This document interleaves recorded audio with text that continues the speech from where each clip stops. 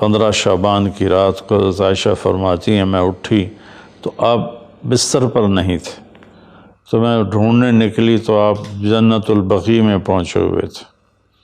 تو آپ نے دیکھ کر کہا عائشہ تو کیا سمجھتی ہے کہ اللہ اس کا رسول تمہارے ساتھ خیانت کریں گے؟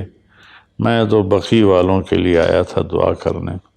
پھر آپ نے فرمایا آج کی رات وہ رات ہے جس میں اللہ تبارک و تعالی بنو کلب ایک قبیلہ ہے جن کے پاس بھیڑ بکریاں بہت زیادہ تھیں، کہا عائشہ جتنی بنو کلب کی بھیڑ بکریوں کے جسم پر بال ہیں ان بالوں کی تعداد کے برابر اللہ تعالیٰ اپنے بندوں کو مغفرت فرماتا ہے، جہنم سے خلاصی فرماتا ہے۔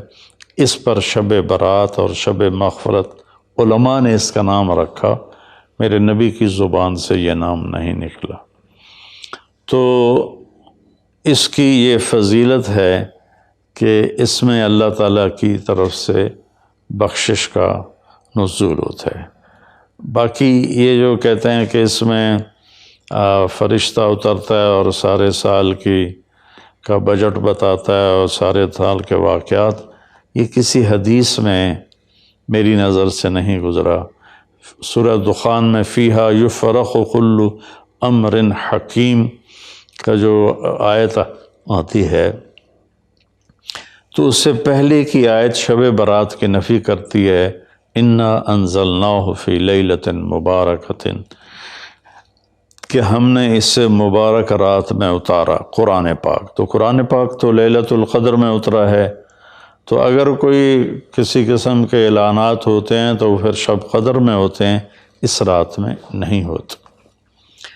دوسرا یہ ہے کہ اس کے روزے اور بندگی کے بارے میں، شب قدر کی اللہ کے واسطے میری بات دھیان سے سنو، اللہ کی قسم کوئی خاص عبادت میرے نبی نے نہیں بتائی، لیلۃ القدر کی کوئی خاص عبادت میرے نبی نے نہیں فرمائی۔ حضرت عائشہ رضی اللہ عنہ نے پوچھا یا رسول اللہ اگر مجھے لیلۃ القدر نصیب ہو تو میں کیا کروں؟ کہا یہ دعا پڑھو، اللہم انک عفو تحب العفو فاعف عنی، اللہ تو معاف کرنے والا ہے، معافی کو پسند فرماتا ہے، مجھے معاف فرما۔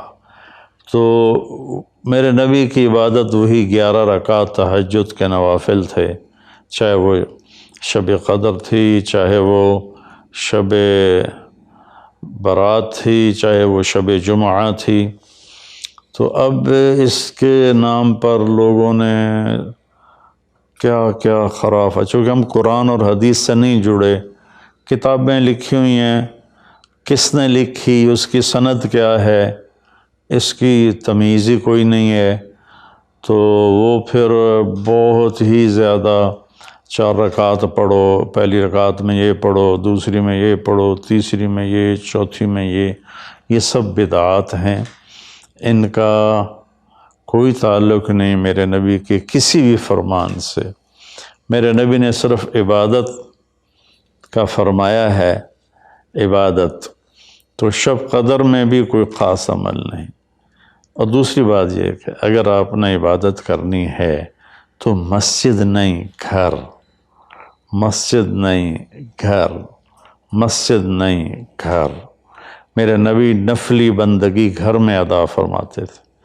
اب شب برات میں صلاۃ تسبیح کی جماعت ہو رہی ہوتی ہے، یہ کتنی بڑی نادانی کی بات ہے۔ نفلوں کی تو جماعت ہی نہیں ہوتی، تو یہ صلاۃ تسبیح کی جماعت کروا رہے ہوتے ہیں۔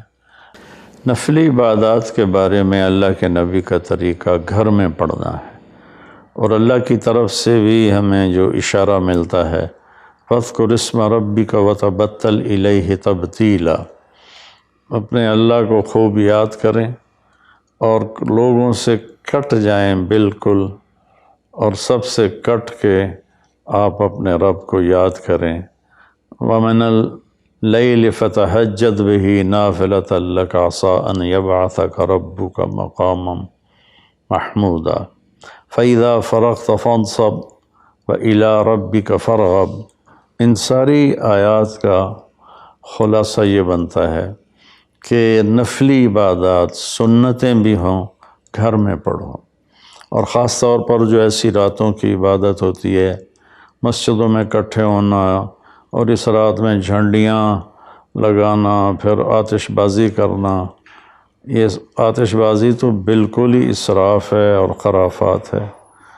تو میری گزارش ہے کہ میرے نبی کی جو سنت ہے، آپ نفلی بندگی عبادات اپنے گھر میں فرمایا کرتے تھے۔ اس رات میں اگر آپ عبادت کرنا چاہتے ہیں، مسجد کی بجائے گھر کو مسجد بنائیں۔ وَاجْعَلُوا بُيُوتَكُمْ قِبْلَةً وَأَقِيمُوا الصَّلَاةَ۔ اللہ نے بنی اسرائیل سے فرمایا اپنے گھروں کو مسجد بنا لو اور نمازیں قائم کرو۔ تو ہم بھی اپنے گھروں کو خالی نہ چھوڑیں، اس میں ساری فیملی اکٹھی ہو کے نوافل کا اہتمام کرے۔ مسجد فرائض کے لیے ہے اور نوافل کے لیے گھر ہیں۔ تو امید ہے میری اس بات پہ آپ غور فرمائیں گے، ناراض نہیں ہوں گے۔